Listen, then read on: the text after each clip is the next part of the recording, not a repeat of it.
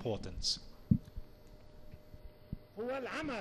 And the second approach is to work on uncovering these groups and isolating these groups and dismantling these groups and arresting these groups and eliminating these groups. This is the way they work in the world, and this is also standard procedure. People shouldn't wait and see to say we are waiting, we have checkpoints, we have taken measures, we are inspecting, when will the car bomb come to us, or when will the suicide bomber come to us. Security services which have responsibility must go and look for these suicide bombers, these groups preparing the car bombs and preparing explosives. Who are they, in order to arrest them and prevent the car bomb from being sent, prevent the suicide bomber from coming in the whole world. This is how you combat terrorism. And so the second approach is also required. And this calls for efforts from all sides, very, very high efforts, strong efforts, security-wise, people-wise, politically-wise, and technically-wise. And so when we speak about the necessary cooperation, we also speak about the importance of not covering these groups and not protecting them politically or security-wise, and not defending these groups, and not saying these groups are innocent, and not dealing easily with them, not for our sake, not for the sake of Zahiyeh in southern Beirut, for the sake of Lebanon, because these groups want to drag Lebanon into destruction. They want to drag the Lebanese people into a civil war. And you must prevent Lebanon from being dragged into a civil war. And this is the way to do it. Also, in the same context, I'm not going to say first, second, and third. In the same context, also, we must put a stop to sectarian incitement. There is a political conflict between us. Leave it political. Let's speak politically. Let's attack one another politically, because the call for calm isn't working. People, will stop being paid if there's a stop to this. And if they don't curse on TV, if they don't write articles with insults in newspapers, they're not paid. So, okay, get paid, get your salaries. Curse politically wise. However, the issue of Sunni, Shia, and religious sects, leave this aside. Abstaining from sectarian incitement, and also not only condemning the massacres when the massacre takes place. This is what is required, generally speaking, in confronting directly the enemy to achieve this goal. There is something which was required from the people. People also. I want to speak to the people now. I want to say a few words to the people, and then I'll say a few words to the killers. What I say to the people, especially those who were harmed yesterday and their families, those who were targeted yesterday and their families, and now all of these areas are under a threat. They are confronting a threat.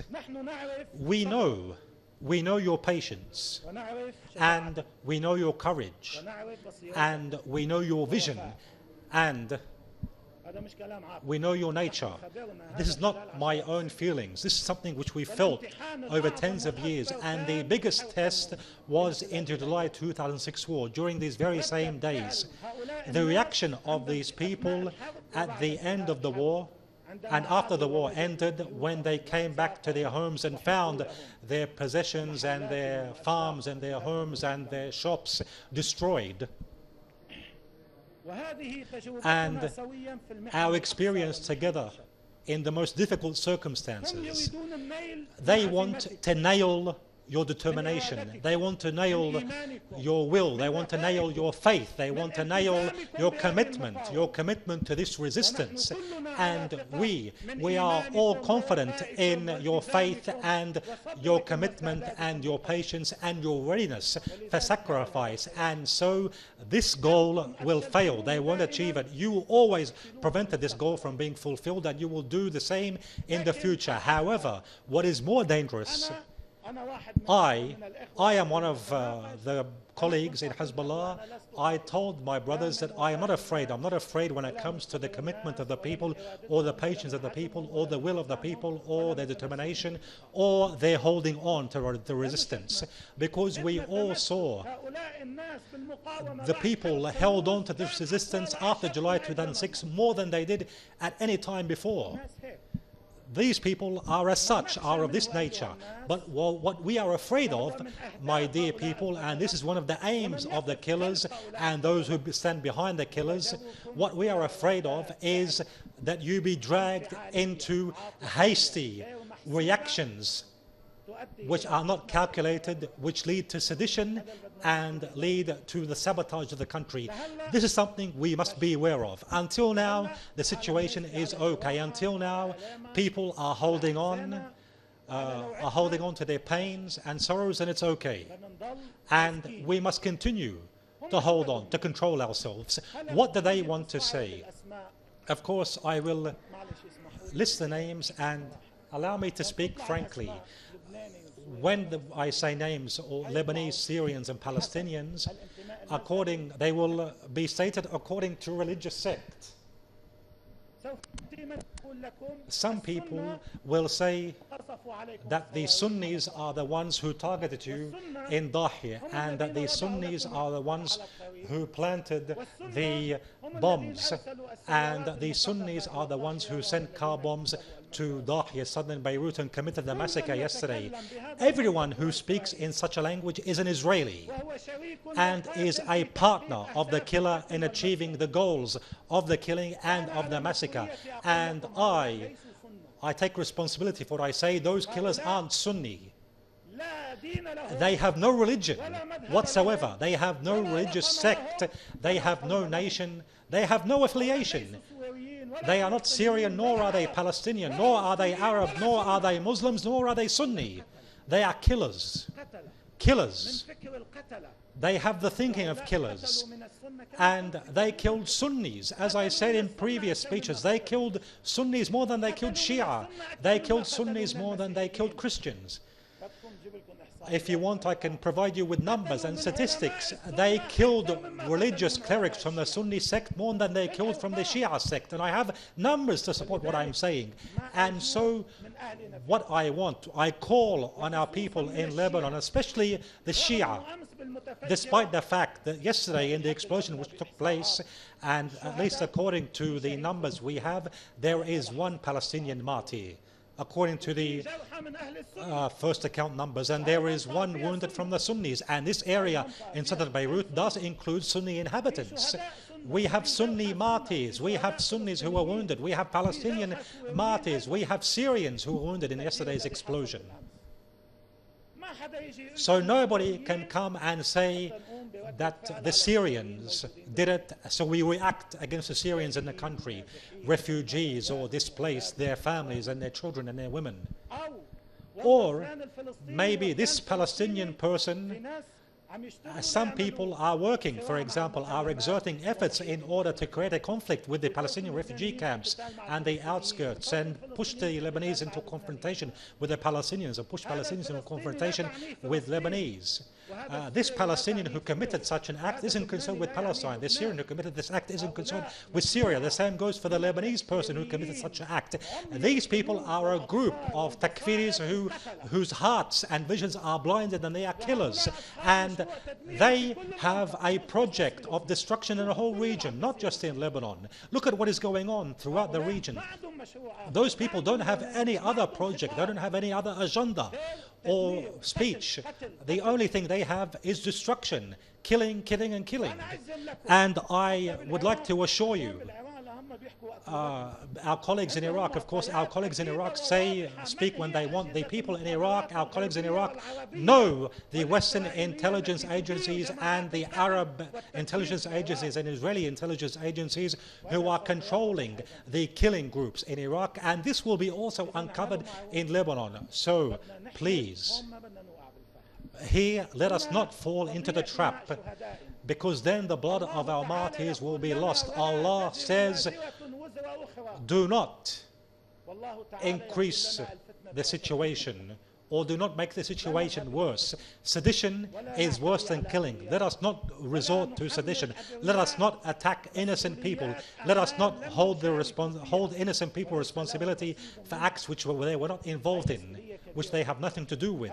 This is a very big responsibility which requires vigilance, wisdom.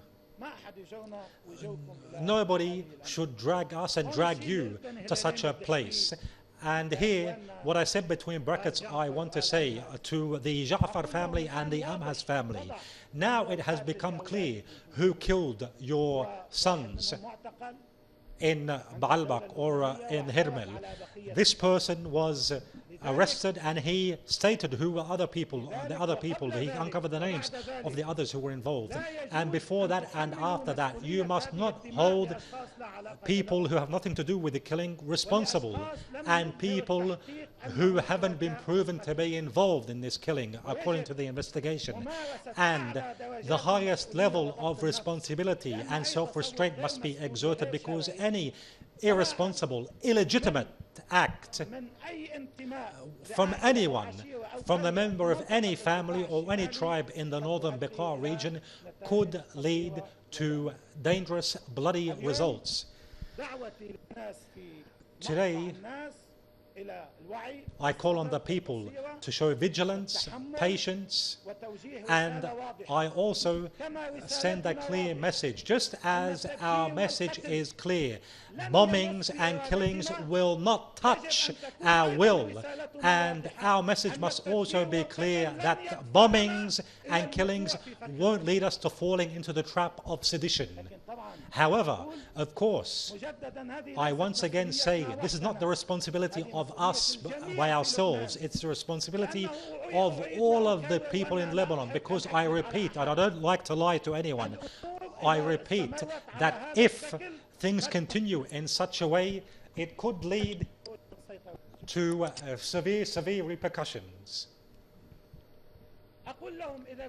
I say that, and to the killers I say, if you are working directly for the Israelis, okay, we know you and we shall know you. And there is a state which should arrest you and hold you accountable. And anyway, we will get you in the end.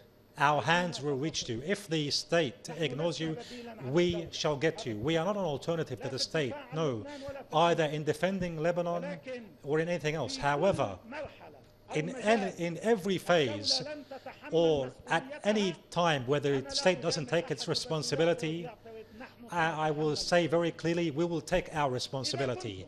If you, the killers, and let me here be frank as well, if you allege or claim that you are defending, because you claim you're defending the Syrian people, do you want me to be any more clear? You say you might be punishing Hezbollah. This is an analysis. You might be saying that you're punishing Hezbollah for Hezbollah's intervention in Syria. Here I have 2 points. The first is that you, the Takfiri groups, you are the ones who cause the most sufferings amongst the Syrian people, not just against those who support the government, but even those against the Syrian government. You are the ones who cause most harm for the Syrian people. You, the Christian religious figures who support you, support the opposition, you're kidnapping them. You are the ones blowing up mosques. You are the ones killing children. You are sending car bombs to Syrian cities without taking account the casualties. Aren't you the ones doing this? You are the ones who claim that you are defending the Syrian people. You are the ones who cause the most killing and harm for the Syrian people. This is number one. Number two, when it comes to us, also, very frankly, we entered at one stage and entered specific areas to fight in Syria. And for the first time now, I will speak with extreme clarity. Where we fight in accordance with our values, in accordance with our discipline. We never harmed the wounded. You harmed the wounded. We never killed a prisoner. And you make the prisoners stand on the walls and in front of cameras and execute them in broad daylight. We didn't kill civilians. We, in some of our battles, in order not to kill civilians, more resistance fighters were martyred because we abstained from civilian casualties. And what was said over the past few months on some Arab satellite media channels, what was said that we bombed and we killed and we committed massacres, all of this is a lie. Anyway, and let me hear, just to, give me 2 or 3 minutes more. In between brackets, and I know some of the colleagues will tell me why do I name, but I want to name here. We have Al Jazeera and Arabiya. I will name them. These two channels came together on Syria, they came together on Iraq, they came together on Iran, and they came together on us in Lebanon.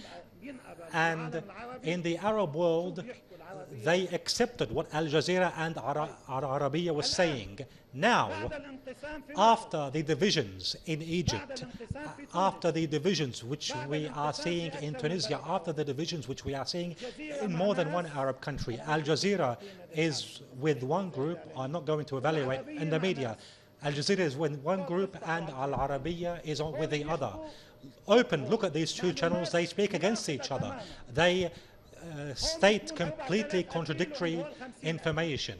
Here they say 50 people killed, on the others they say 100. Here they say people were killed, on the other channel they say the other. Now, this division between Al Jazeera and Al Arabiya in the Arab public opinion, some people still listen to Al Jazeera and curse Al Arabiya, and some vice versa, listen to Al Arabiya and curse Al Jazeera. Why do you accept those who object to Al Jazeera in Egypt or object to Al Arabiya in Egypt? Why do you accept what they say in Syria but don't accept what they say in Egypt? These media outlets, of course, we do have freedom of the press or the media. Unfortunately, over the past few years, the Arab media has reached a very low level, not of lying and distributing lies, but even fabricating lies. Fabricating lies. We, Hezbollah, when the day of judgment comes and we stand in the hands of God, all the witnesses will see, all the witnesses, the whole world will see that we didn't fight except the armed Takfiri groups. That's it, point. Now we go back once again. Anyway, you, the Takfiris, you're not defending the Syrian people. However, if you believe that by killing our women and by killing our children and by killing our innocent people and by your killing and by your destruction of our suburbs and our villages and our cities, if you believe that this could lead us to backing down or retrieving or backing down from a previous stance we have taken, you are mistaken. You stupid people, read, look at what has happened, look at our experience for 30 years with Israel.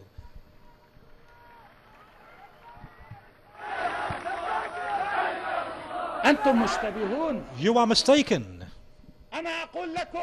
I tell you that our response to any such bombings, our reaction to any such bombings, very frankly I say, if we have 100 fighters in Syria, they're going to become 200.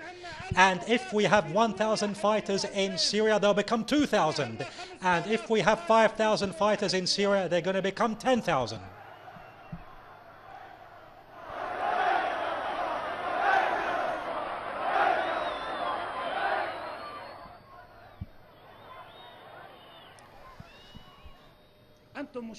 You are mistaken. You are striking the wrong place. You are striking the wrong place. And if the battle requires, if the battle with these Takfiri terrorists, if it requires for me and all of Hezbollah to go to Syria, then we'll go to Syria.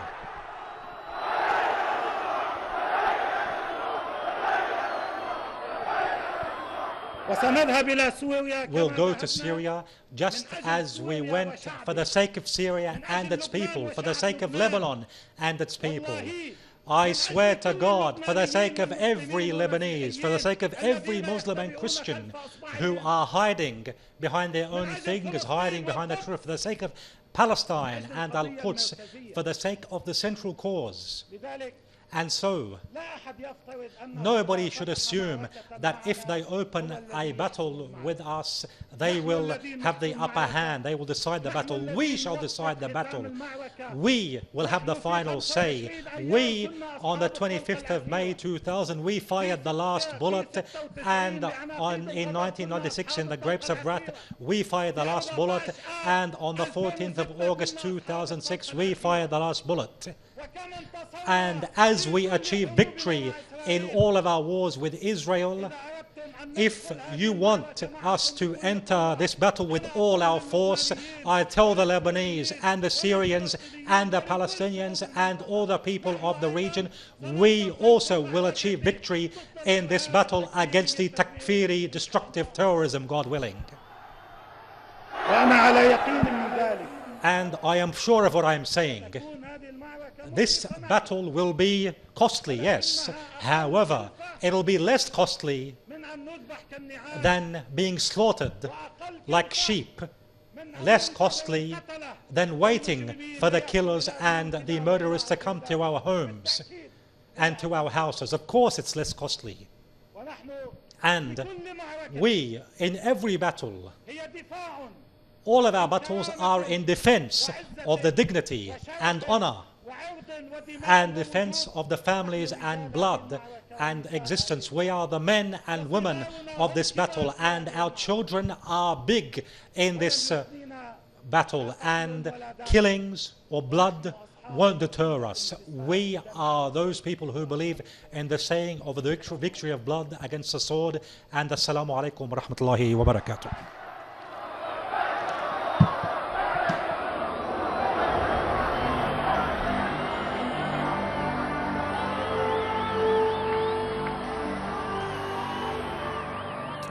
Well, live there, a lengthy speech by Hezbollah's leader, Sheikh Hassan Nasrallah, a very informative speech about what occurred yesterday, which is that bombing in southern Beirut. This is live, of course, I should mention, from Aita al-Shab on the border with Israel, which is very significant since it marks the anniversary of the end of the 30-day war against Israel back in 2006. But let me just get right to it. He talked about the terrorist bombing, as I mentioned, condemned, first of all, the countries that had remained silent on this terrorist bombing. He said that its aim was not to target an institution or to target Hezbollah figures. Its sole aim was to destroy not only property in the area, but mainly to have civilian casualties and to kill people and to create the mayhem and havoc that it did create. He said, first of all, in terms of the media reporting that the bomb was 60 kilograms, it was more than that, at least a minimum of 100 kilograms. He said as long as there's a camp that does not yield to Israel and the international community, that the finger is going to be pointed at Hezbollah. They're going to target Hezbollah and the resistance. He also said that today he's going to point out to the person or group that's responsible for the bombing, not only the one yesterday, but also the one that happened in July. He said that there's been an arrest of one of the people associated with the July bombing, that the Lebanese security forces actually arrested that. And he said they are not spies for Israel based on information gathered. He said they belong to certain takfiri groups. Do they work for Israel? He said, of course they do. He said, we have no doubt that the American, Israeli, and regional intelligence have actually infiltrated into these types of groups like the takfiri groups. And he pointed out to what appears to be the consequence of some of the actions that these takfiri groups will take, aside from, at this point, targeting Lebanon. He said Lebanon right now is their target, but really the whole region is on their radar. And he said that if these bombings continue, Lebanon will be right on the cliff, on the edge of collapse. Regional countries need to take precautionary measures, such as checkpoints. And he said that the second approach, which is equal in importance, is obviously uncovering these groups, isolating them, and then eliminating them. And I'm just going to come to the end here, of which he said if we have 100 fighters or 200 fighters, they will become 1,000 or 2,000 fighters that will go into Syria. And he said, as a warning to these groups, that you are mistaking, you're striking the wrong place. If it requires for me and all of Hezbollah to go into Syria, we will do as such. And he included himself in that.